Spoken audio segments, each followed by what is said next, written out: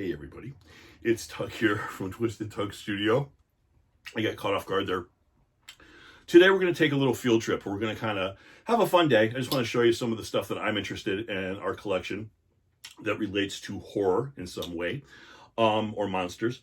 Today we're going to talk about 70s toys. We're going to talk about action figures a little bit, and we're going to talk about specifically G.I. Joe. What does G.I. Joe have to do with horror? Let me tell you. So in the 60s, G.I. Joe came onto the scene. This is G.I. Joe, the 60s version of G.I. Joe. Did you know that G.I. Joe's head sculpt was supposed to be John F. Kennedy? Because they considered John F. Kennedy a macho guy. He was a macho guy, but, not that you would think, for an action figure. But they made, the head sculpt was John F. Kennedy. They gave him a little scar in some cases. And this was an action figure for boys. Boys got to play with dolls. Before this time, I think he might have been the first action figure, G.I. Joe, girls played with dolls and boys played with action figures. If a girl was caught playing with an action figure or a boy was caught playing with a doll, they were immediately arrested and thrown in the gulag. No, nobody got arrested. But it was frowned upon.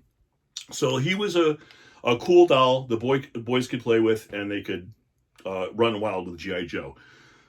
But the problem was the 70s came.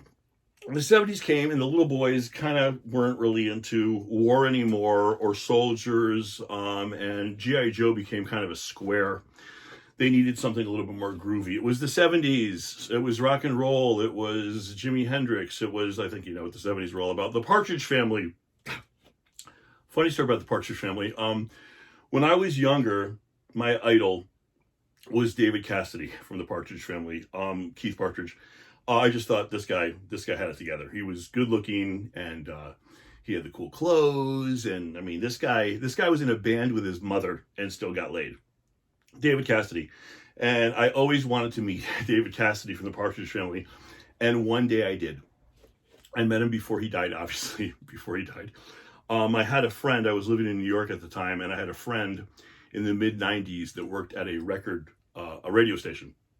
And he told me, Tug, David Cassidy's going to be at this party, and, you can go. But please, real talk, don't embarrass me. Don't mess this up.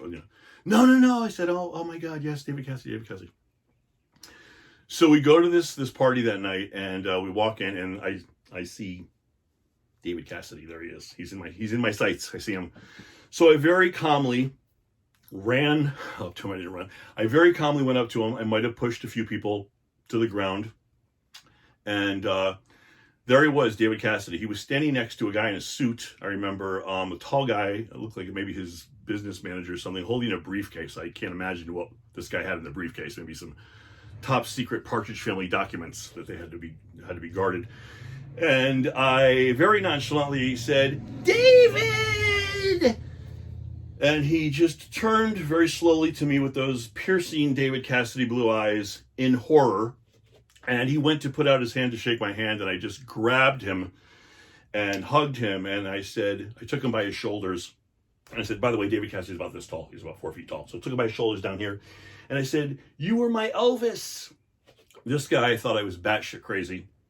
That was it. My friend was like out of the room in the elevator, starting the car, signing his resignation.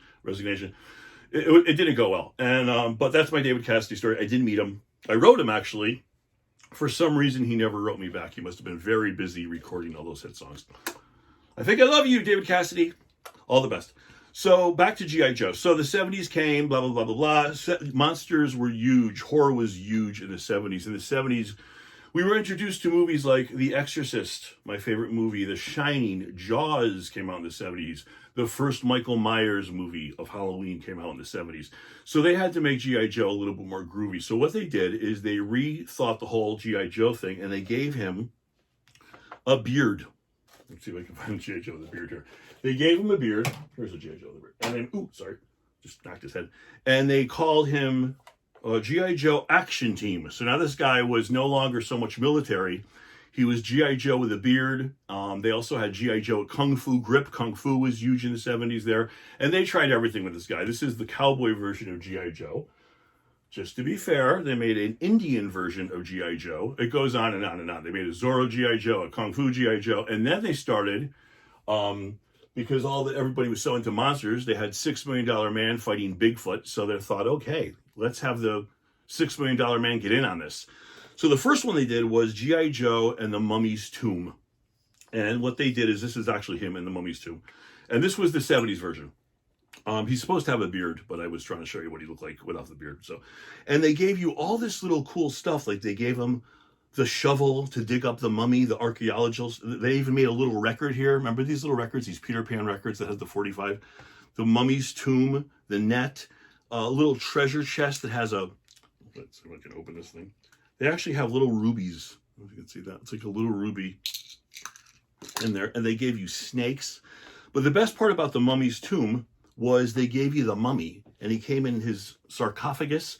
And if you slide this up, I'm going to break it, but if you slide this up, there he is.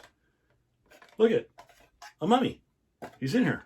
He comes out, and you can play with him, and you can have hours of fun in the dirt, which I'm sure I did. Some kids, remember, they just took their G.I. Joes, they threw them in a tree or take them to the railroad tracks, or ran over them with their bicycle. That was me. I was that kid. They did another G.I. Joe in that same theme, and they called this one the G.I. Joe and the Abominable Snowman. They got him. This is him. It's all set. There's his gun's falling off. But now the funny thing about the G.I. Joe and the Abominable Snowman is they gave you everything. They gave you the net. They gave you this. I got them in a bag here. They gave us snowshoes and ski poles and everything. And I don't have it because I can't find one. But unlike the mummy, the Abominable Snowman that they gave you with this whole set was about this big. It was about 3 inches, which isn't really a fair fight. I mean, what's he going to do? He could have just picked it up and put it in his pocket. So here's the beauty. That was the 70s version. In the 90s, I think the G.I. Joes after that they went to the little 4-inch action figures, like the Kenner Star Wars. In the 90s, they redid the G.I. Joe, and they made him even more macho, if you can possibly believe that. So let me see if I can find. Here's a 90s macho, steroided out G.I. Joe. They made him a little bit, look at his arms and stuff. The other guys were kind of lanky. Now, this is the 90s version of the Mummy's Tomb, and they made it better. Well, they made it different. I don't know if anything's better than the 70s, but they made it different. So here's the 90s Mummy's Tomb version, and here's the 90s version of the sarcophagus. Now watch this. This one has a little lever on the bottom, and if this is not going to work because the camera's running, but if you flick it up, please work. It worked. There is a mummy. Look at him. Ah! He flips open the sarcophagus, and he's got his little snakes and stuff in here. It's pretty effing cool, isn't it, for G.I. Joe?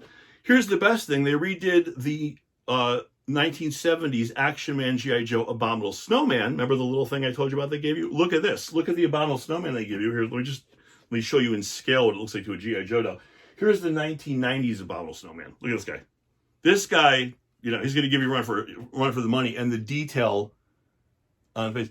These are actually expensive now. These are hard to find, even though it was the 90s. These are rare. They're hard to get. So, it's more of a fair fight. So those are a little bit of the 1970s G.I. Joe meets the monsters. We're running out of time here, but I wanted to show you those. It's kind of a fun little thing to have. Thank you for watching again. Much, much, much more to come. Thank you. I'm getting so much feedback on everything, and every comment and every message you send me is read and appreciated, and thank you. My YouTube viewers are going up, my subscribers, my Instagram, my Facebook. If you ever have any questions, there's never a stupid question. Please, please, please ask me any questions you want. Thanks for the time, and stay twisted.